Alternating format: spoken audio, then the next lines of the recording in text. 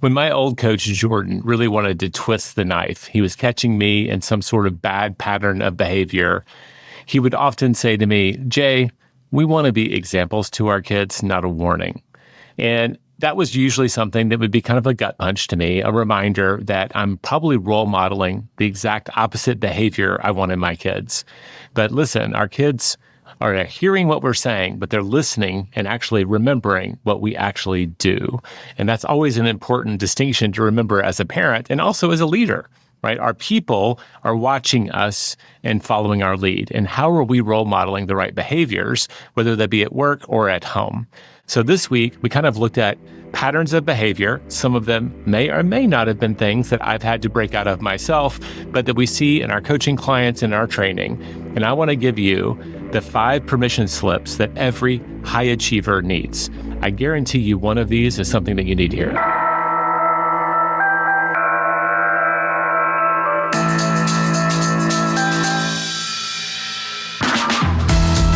I'm Jay Papazan, and this is The One Thing, your weekly guide to the simple steps that lead to extraordinary results.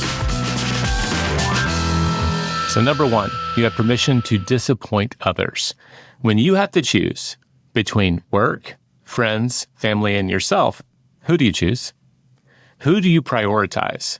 I think often in our busy lives, we let obligation, especially work obligations, drive a lot of our schedule, a lot of our choices.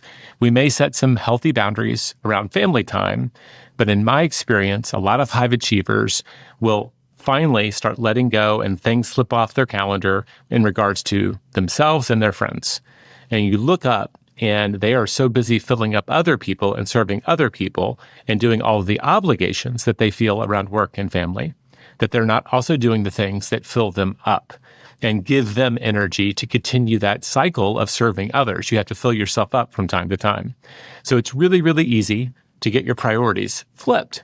And instead of starting with you, and that's my argument, that you have to first not disappoint yourself so that you cannot disappoint your friends and family, so that you cannot disappoint the people that you serve at work. And it's the foundation that we're talking about. But it's very easy to get that flipped when we spend so much time at work. Everything there feels urgent and important.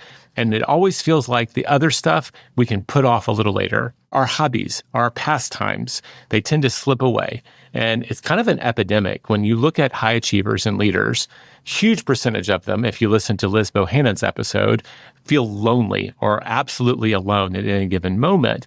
And that isolation could be the nature of the work they do sometimes, but it's also the obligations that they place on themselves and on their time. So I want to give you permission to disappoint others. And that could include, at times, our family and friends, so that we can actually begin by not disappointing the person we disappoint the most, which is usually our future self. We will look up someday and wish we had stayed more connected to our friends. We will look up someday and wish we had spent more time at our kids' soccer game than we did in front of an email browser, right? We will look up and we will disappoint ourselves in the future based on some of the choices we're making now. And if you're living in that state of busyness that I talk about all the time, it's really easy to slip into a cycle where everything that is urgent actually feels and looks important, and everything that's important actually lacks urgency. And that's that trap where the things that actually matter most are the things that we tend to put off and push into the future while we deal with all these fires that harass us from day to day. Everybody's been on an airplane. You've seen the safety routine. Who do you put the oxygen mask on first? You're sitting by a small child. The oxygen mask deploys. Who do you put it on first?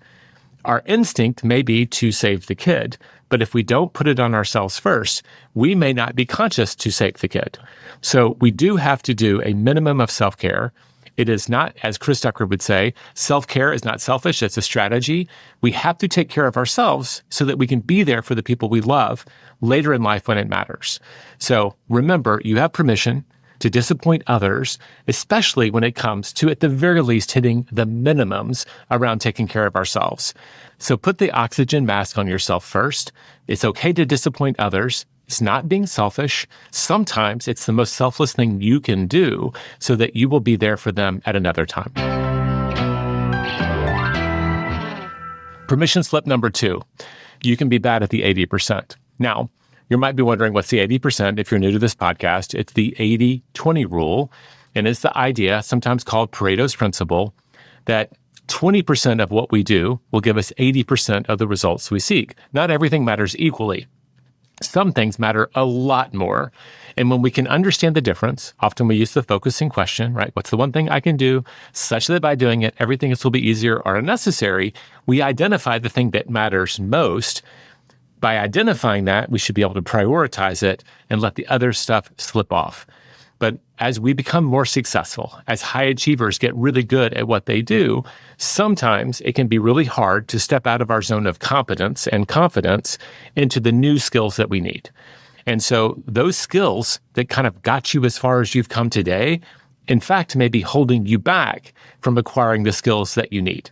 So what is that for you? What is the previous 20% that is now your 80%? Those skills that you were incredibly good at that got you here that may be holding you back. I've shared this one before. I was chatting with a gentleman who was like the best salesperson on his sales team. And eventually he was having to move into the CEO role.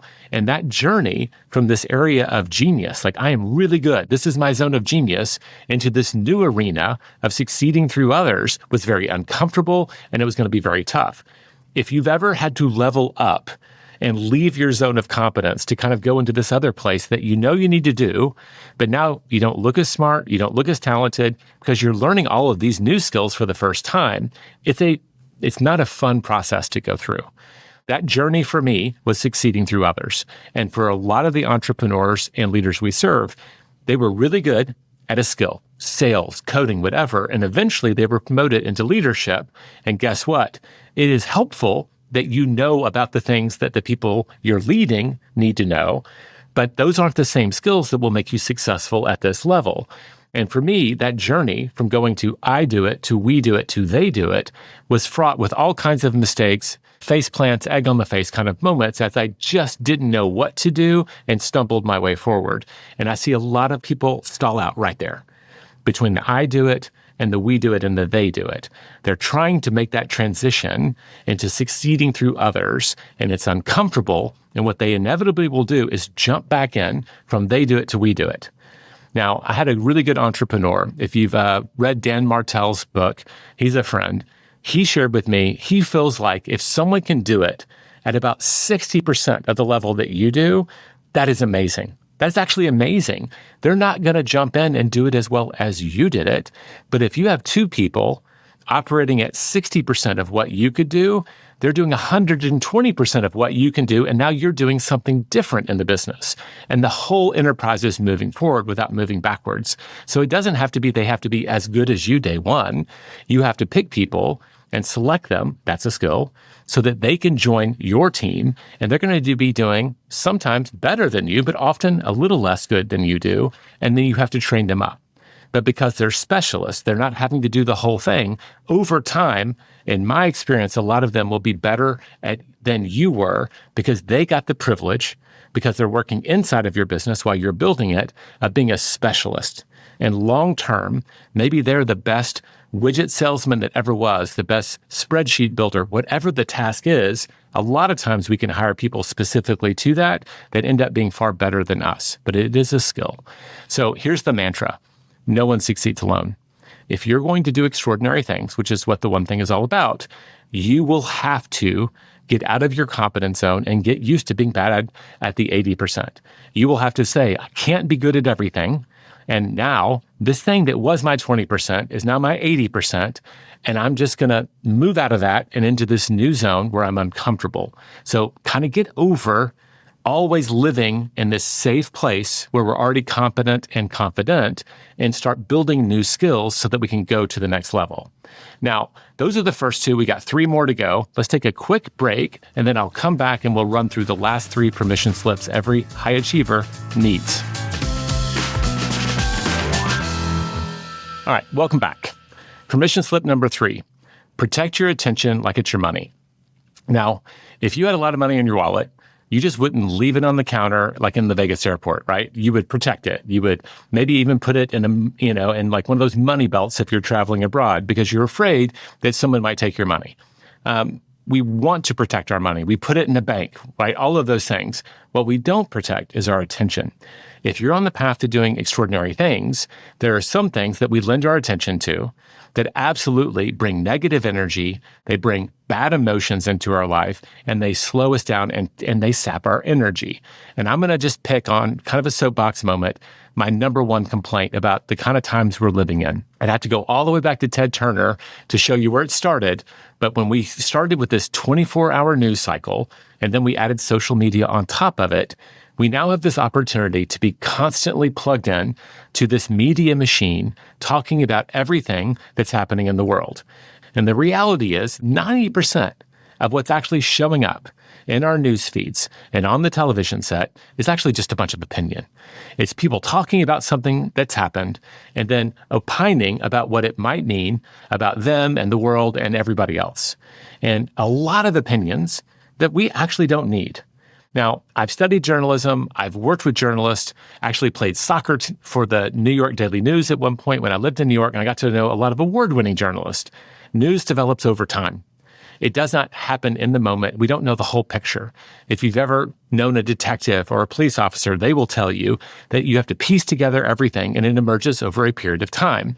It's usually this third or fourth day after a big event that all of the facts start to roll in, and we get to see the entire picture.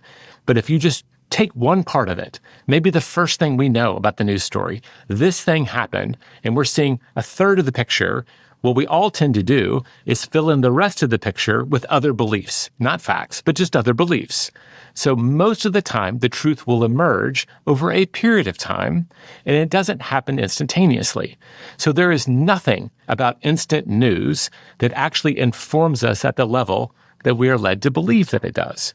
Yet I know so many people, some of them close friends and family, that the soundtrack to their life is a constant news source playing in the background of their home, or the constant interaction with the steady drumbeat of news that happens on social media. Both of them, by the way, are algorithmic. They are driven to attract our attention and to excite our emotions. If you are trying to do extraordinary things, you do not want to give too much attention to this because it will cost you all kinds of things. It can cost you peace of mind. It can create anxiety. It can undermine your emotional regulation. It can cost us relationships, right, when we jump in and participate. And it can also cost us our sense of community. And what we need is to maybe be a little bit more curious and a little bit slower to give our attention to it. We should be seeking to understand and be curious versus to judge and create the us-them thing that we see. Because that energy is the stuff that is distracting so many great leaders and entrepreneurs right now from their meaningful missions in life. And that's what I want from you. I want to give you permission to protect your attention just like it was your hard-earned money, because it is far more valuable. What we give our attention to will expand in our lives. What we give our focus to is where we will get the most energy from our lives. And we want as much as possible to devote that attention to things that actually matter most in our lives and that we have control over in agency. So here's my recommendation on this. And what I tell people who seem open to it, just go on a news diet. Treat it like a food diet, but go on a news diet. Limit how much attention you give it. You can be an absolutely informed citizen and just read the newspaper once or twice a week. When we've looked at all the facts and gathered all the information, now we can actually say this is what happened. All of this speculation in between just creates all of this emotional dysregulation. It creates all the conflict that we're feeling. So I'm going to recommend you go on a news diet, that you maybe limit how much attention that you have. The soundtrack to your life should not be a 24-hour news channel. I don't think that's healthy for you. I don't think it's healthy for our families. Put something else on. Put on some good music, something that makes you happy, something that makes you smile. Put on an audiobook. Put on a learning something. How do we create a soundtrack and give our attention to things that grow us and keep us connected instead of just the opposite? You have permission to protect your attention. All right, number 4, we're getting to the finish line here. You have permission to sleep on it. And this is more than just about having to make decisions in the urgentness of the moment. It's literally about sleep, folks, right? All of the stuff that you're thinking that you have to do today and you're willing to sacrifice your rest and relaxation and your sleep for will actually be waiting for you in the morning when you're actually energized and fresh. So you have permission to sleep on it. Recently, we were doing an exercise. We had a few hundred people on the training call. And I just asked the question, we call it the magic question sometimes, where if tomorrow you magically got an extra hour to every day, how would you use it? By far, the most common answer, I think we counted 26 of them immediately. The thing that they would do if they got an extra hour every day was sleep, right? And it just says that these people, these high achievers who wouldn't be in the room if they weren't seeking high levels of success in entrepreneurship and leadership, they all were sleep deprived. And I can look at their faces and tell you, yes, some of them had young children, but a lot of them didn't. What they had were bad habits and behaviors that they've been role modeling for their families and their teams because they have been sacrificing their sleep on behalf of other things. When you sleep well, right, not only do we have energy, our body gets to heal overnight. We have better control of our emotions during the day when we're not sleep deprived. We have better control of our memory and our attention when we have enough sleep. It also does really weird things, like it turns on and off some of the digestive stuff that happens. So if you are sleep deprived, you are much more likely to crave food, whether you're hungry or not. And a lot of times we crave food that doesn't belong in our bodies. And so when you sleep well, some of those cravings turn off. And like your diet that you need to be on really should maybe be about how much sleep you're getting. It's that strong of a connection between the two. So don't underestimate it. But given the responses we've seen in our training rooms and in our coaching huddles, the number of entrepreneurs and high achievers who the last thing, right, that they have on their agenda is actually to get to bed on time. If you start prioritizing that and getting a healthy amount of sleep, it might be one of those keystone habits that makes a difference everywhere in your life. So you do need to rest. And the difference you can make just by making a few changes in your life, you'll find it absolutely amazing how much better you feel, how much clearer you think, how much more energy you have to bring to the things that you love and the relationships that matter to you. Permission slip number 5. You have permission to believe in yourself. Now, this is a weird one, and it comes up a lot, and I talk about it a lot here on the podcast. It's amazing to me how many of the most successful people in the room just don't completely believe in themselves. And it could be because they've been cycling in and out of their confidence zone, like I talked about earlier. But for the most part, they are comparing like an idea in their head of perfection with where they are today. Or worse, an external thing. Like they're looking at someone else and they're judging their outsides, right? And then saying, my insides aren't good enough. And we all know this and we tell it to our kids, but we don't take our own advice. Like that's really unhealthy. And so we have to begin building the habit of believing in ourselves. And I'll just tell you, in my executive coaching huddles, there are people who have achieved incredibly extraordinary things in their life. They've built extraordinary business. They've done physical feats that defy, imagination. And yet they fundamentally are still searching for the belief in themselves. And part of that, in my experience, is high achievers tend to give themselves very, very little credit for the progress they've made. And they tend to wallow in this disappointment between where they are and where they wish they were, right? Instead of focusing on how far they've come, how much they've grown along the way, they focus on the gap between them and where they want to be. And the moment they get there, they move the goalpost, right? Yay, I made it. Okay, now what's next? And so they perpetually are moving themselves into this place where they are falling short. And that starts to send a message to us internally that's not always helpful. So I was listening to a podcast and it lined up with some things that I've been doing in my life and in my coaching. So there's a coach, a high performance coach, Steve Magnus. I apologize if I didn't say your name perfect, but I'm pretty sure that's it. And he has coached some of the most successful athletes and people in the world.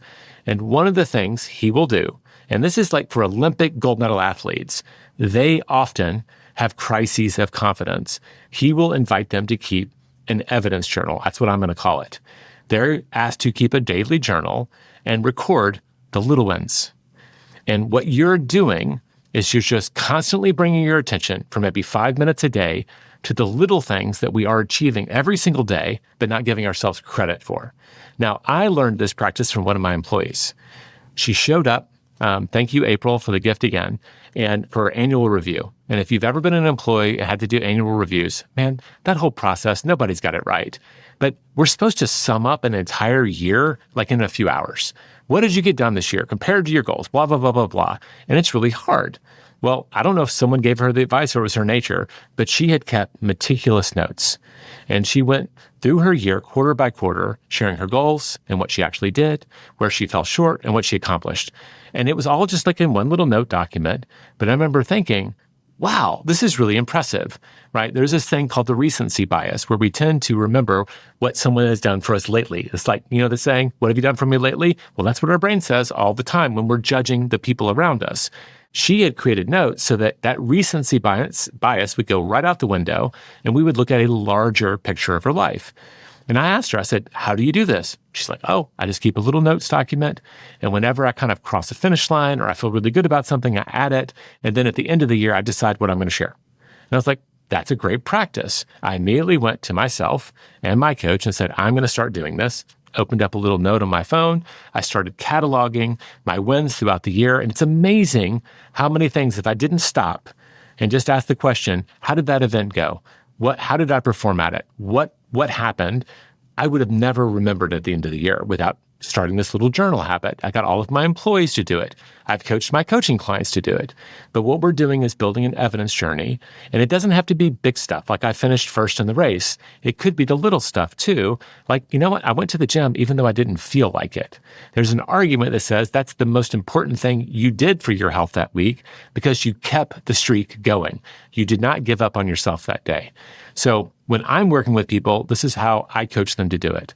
Set an alarm on your calendar for whenever your day typically ends. So maybe that's at 5 or 5:30, maybe that's at 6 or 6:30. When do you typically start winding down your day?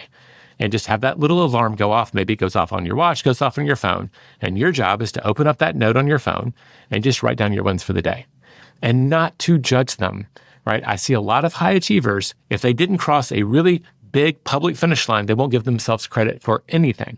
So I just say, did you eat a good breakfast? Did you get a good night's sleep? Did you have the hard conversation maybe that you've been avoiding?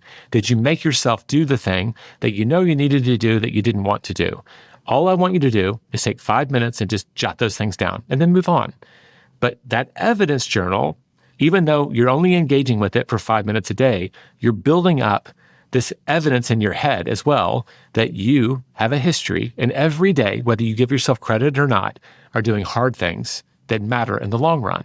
Those things that serve your future self, that serve your future clients, that serve your future family, that serve your future friends. You're doing a lot of the little things every day, but you're not noticing it. You're not giving yourself credit. And this becomes this evidence journal starts to provide evidence that you are indeed someone that when you say you're going to do something, you can start to be more confident that you will do it, that you will persist through the tough times, that you will emerge on the other side. More often than not, you may fail a few times, but you'll get there. And that is so important because all of us, whether it's happened to you or it's going to be in the future, you will go through a season of doubt. You will. You will have a season where despite your best efforts and your best intentions, it just seems like you can't do anything right. And you will start to doubt yourself. If you're a fan of baseball, we hear about people getting in a slump. All professionals go through slumps. And that is where it is most important to either start building this journal or to start looking at it to remind us it's just a slump. This is just a bad season. I am a good professional. I'm a good parent. I'm a good partner. I'm a good whatever. Having a hard season right now, it doesn't mean that I'm not good at those things. So simple practice to help you and make sure that you always have permission to believe in yourself. So those are the 5 permission slips. We're going to start all the way at the top.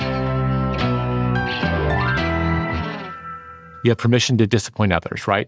We do need to be a little selfish sometimes so that we can take care of ourselves, so that we can take care of our future selves and our family and our friends and our customers. That minimum amount of investing in ourselves and our hobbies and our friendships is so important for our foundation.